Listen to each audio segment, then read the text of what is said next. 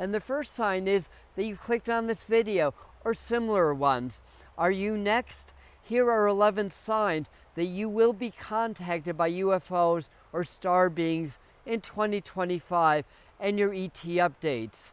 And at the end, we'll include information on how to make sure your contacts are only positive ones and how you can best benefit from that experience. There's overwhelming volumes of energy that support that beings from other stars have been interacting, watching over humanity for a very long time. That we are indeed a seeded species, and that many of us are star seeds. More are going to be contacted in 2025 and beyond.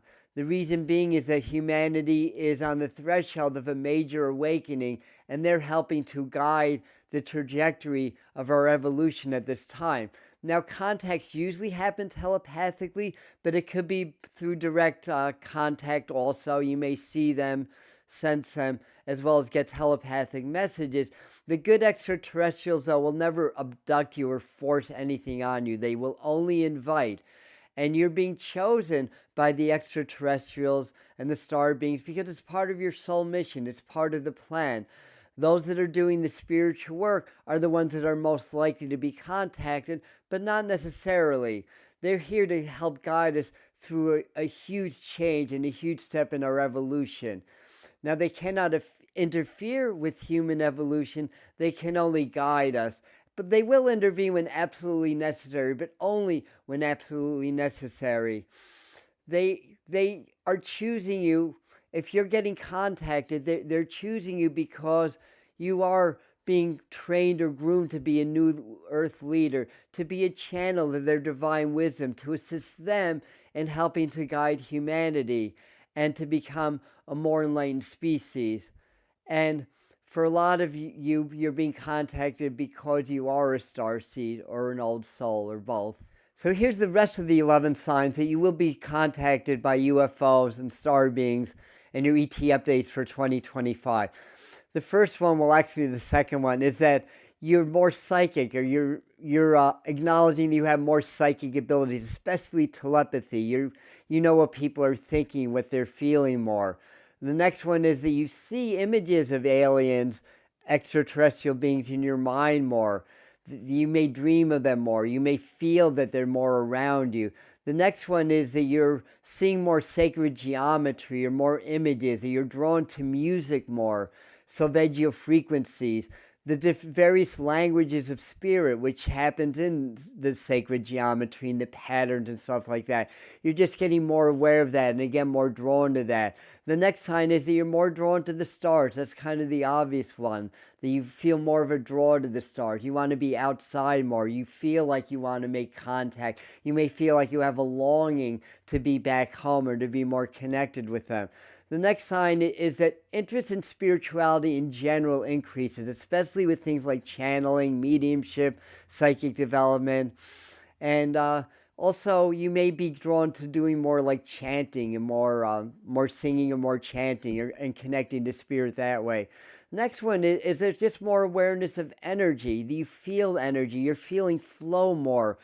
And you're aware that you have healing abilities, that you may be drawn to heal people or just to do like hands-on healing for people, even if you haven't been trained.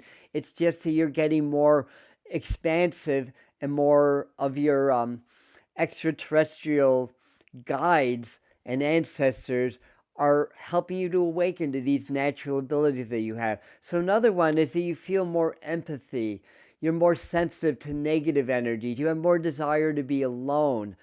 Another sign is that you get spirit visits of all kinds, whether they are extraterrestrial beings. You may also have interest in what the different extraterrestrial beings are and may want to study them. There's the Andromedans, there's the Orions, there's the Pleiadians, there's the Arcturians, the Sirians, the Lyrans. There's over 100 that have been identified. So you're getting more visits. And visits can be very literal. They can happen in dreams, or they can happen more in your imagination or more in your feeling. So another sign is you just start to channel. It just becomes very spontaneous. You have a desire to do that, or doing automatic writing, or you may just start doing light language. When I was a child, I made up my own language. I didn't realize I was doing light language, and I had different words that meant different things in English. So I had I had it all written down and everything. So that can happen. And the final one. Now there's more signs of what I'm mentioning, and if you're getting what I'm not saying, please comment. I do read my comments and I'll respond to it. But you tend to be drawn to like fixed points on the map, say. And when, again, going back to childhood, I was always drawn to the big island of Hawaii. I was fascinated with it. I remember looking at the globe and pointing to that and saying, I want to be there. I want to go there. What I did not realize at the time, that I found out many years later, that was a huge portal for the Arcturian beings. And I realized through my own meditation and research that Arcturians is one of my primary starseed types. So if you feel like you get drawn to certain areas, it may be because there's more of like a UFO and a extraterrestrial connection to that, or you get drawn to sacred sites or the ley lines or stuff like that, or you just feel, or you start to know that you're a grid worker, a light worker, and you start to energetically work on the earth to try to heal the earth. There tend to be just a very overwhelming, or I shouldn't say overwhelming, but a powerful draw to help humanity, a compassion that raises as you start to prepare for contact with these higher beings from other star systems, or even other dimensions, or even the inner earth. And you just feel like you want to help, that you want to serve.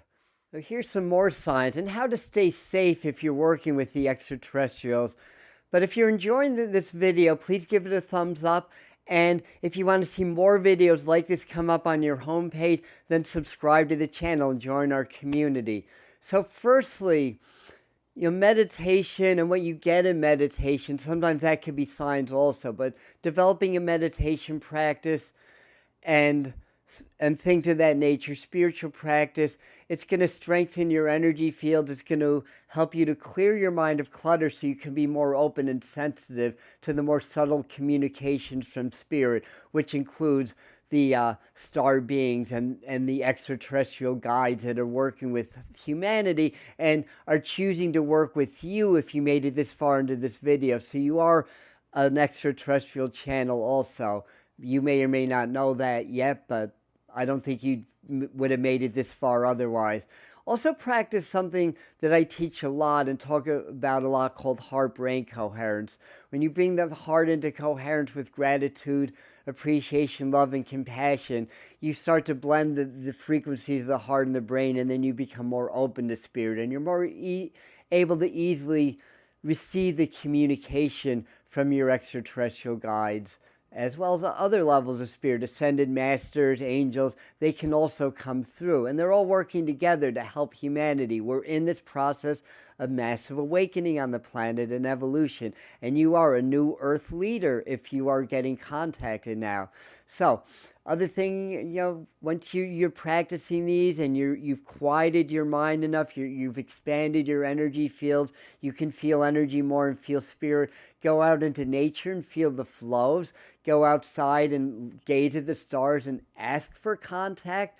You'll ask and you shall receive. And do everything to keep your vibrations high. Basically, stay in a high energy, do lots of meditation.